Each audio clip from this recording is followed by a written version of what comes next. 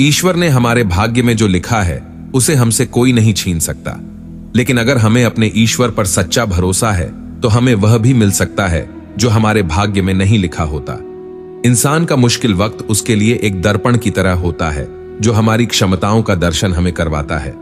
इस पूरे ब्रह्मांड में ऐसी कोई ताकत नहीं जो इंसान की इच्छाओं की पूर्ति कर सके, क्योंकि इंसान की इच्छाएं एक समुद्र के समान होती है जिसे कभी भी भरा नहीं जा सकता।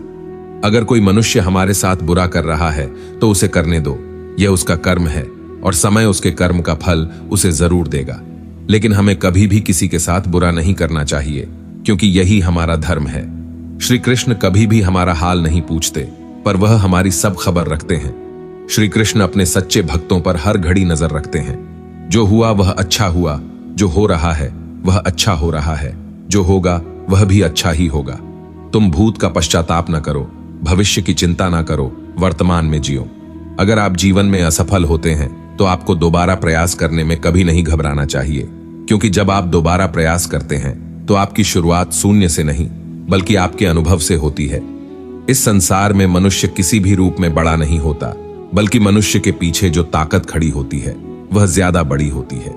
मनुष्य अपने सच्चे हृदय से जो दान दे सकता है वह अपने हाथों से नहीं दे सकता, और मौन रहकर हम जो कह सकते हैं वह हम अपने शब्दों से नहीं कह सकते।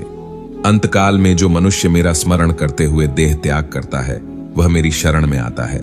इसलिए मनुष्य को चाहिए कि अंतकाल में मेरा चिंतन करें। व्यक्ति के पास संतुष्टि नहीं है, उसे कितना भी मिल जाए वह असंतुष्ट ही रहेगा। श्री कृष्ण जी कहते हैं, जिस व्यक्ति को आपकी कद्र नहीं, उसके साथ खड़े रहने से अच्छा है आप अकेले रहें। यदि आप किसी के साथ मित्रता नहीं कर सकते हैं तो उसके साथ शत्रुता भी नहीं करना चाहिए। जब आपके जीवन के चारों ओर हताशा और निराशा हो, जब दुखों ने आपको हर जगह से घेर रखा हो, तब आप सच्चे मन से कृष्ण जी के नाम का दीपक जलाना और अपना सब हाल श्री कृष्ण को सुना देना। श्री कृष्ण स्वयं आपके सब दुख हरने आएंगे। क्रोध की अवस्था में भ्रम जन्म लेता है। भ्रम बुद्धि को नष्ट कर देती है। बुद्धि के नष्ट होते ही व्यक्ति का पतन हो जाता है। प्यार और तकदीर कभी साथ नहीं चलते, क्योंकि जो तकदीर में होते हैं उनसे कभी प्यार नहीं होता, और जिससे हमें प्यार हो जाता है वह तकदीर में नहीं होता। खाली हाथ आए, खाली हाथ वापस चले जाओगे। आज तुम्हारा है, कल किसी और का था, परसों किसी और का होगा। तुम जिसे अपना समझकर मग्न हो रहे हो, बस यही प्रसन्नता तुम्हारे दुखों का कारण है।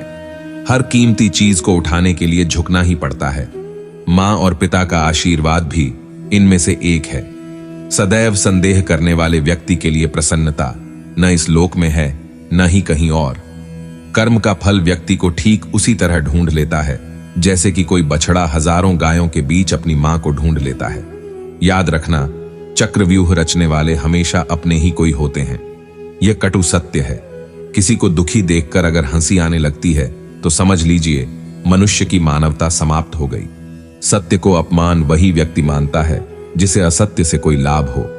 धन और बल जीवन के फल है, लेकिन परिवार और सच्चे मित्र जीवन की जड़ है।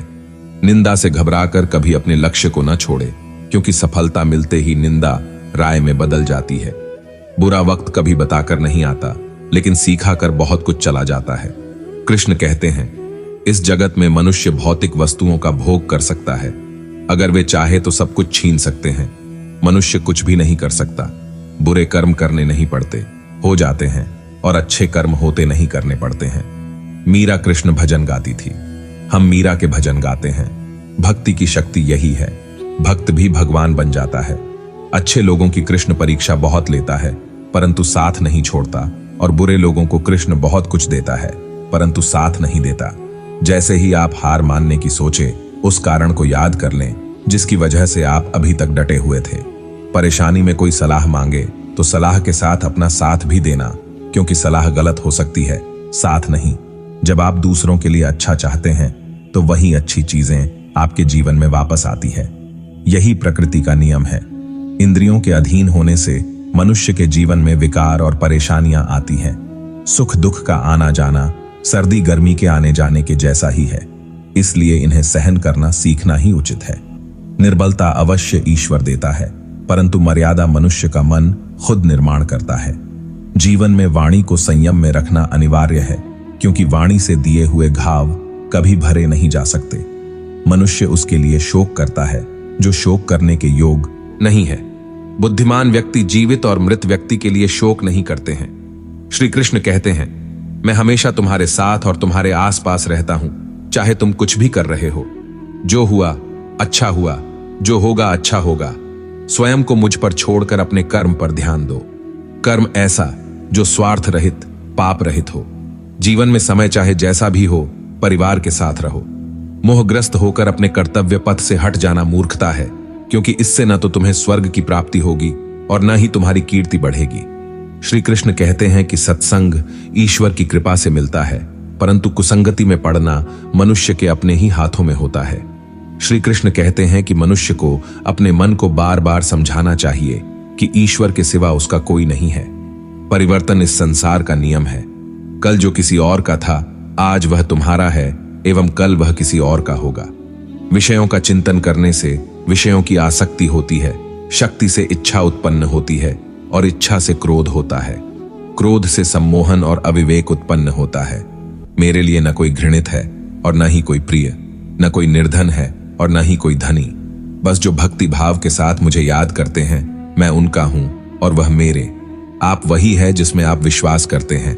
आप वह बन जाते हैं जो आप मानते हैं कि आप बन सकते हैं। अगर तुम अपना कल्याण करना चाहते हो तो सभी तरह के उपदेशों, सभी धर्मों को छोड़कर मेरी शरण में आ जाओ।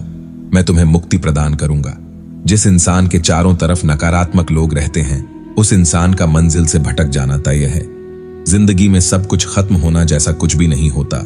हमेशा एक नई शुरुआत हमारा इंतजार कर रही होती है। इच्छा पूरी नहीं होती तो क्रोध बढ़ता है और इच्छा पूरी होती है तो लोभ बढ़ता है। इसीलिए जीवन की हर स्थिति में धैर्य बनाए रखना। धर्म केवल रास्ता दिखाता है, लेकिन मंजिल तक तो कर्म ही पहुंचाता है। वह जो सभी इच्छाएं त्याग देता है, मैं और मेरा की लालसा तथा भावना से मुक्त हो जाता है, उसे शांति प्राप्त होती है।